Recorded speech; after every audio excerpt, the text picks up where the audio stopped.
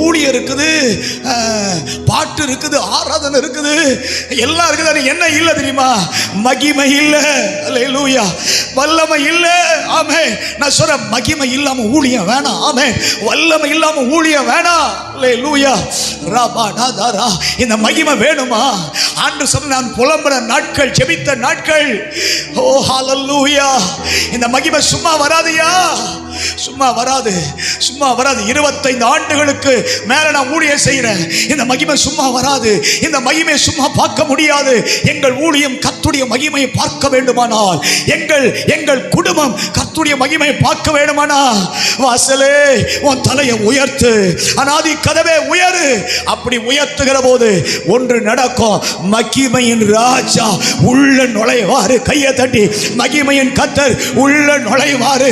மகிமையின் கர்த்தர் உங்கள் ஊழியத்திற்குள்ளே நுழைவா. அல்லேலூயா.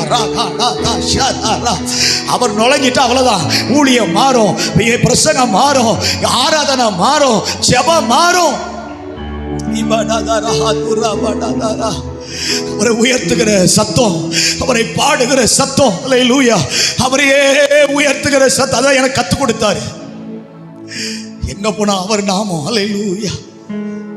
இயேசு நாமம், இயேசு நாமம், இயேசு நாமம், இயேசு.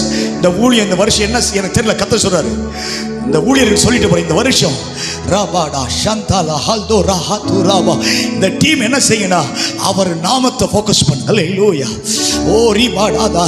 மேலே வானத்திலும் கீழே பூமியிலும் ரட்சிக்கப்படுவதற்கு வேற ஒரு நாமம் கொடுக்கப்படல.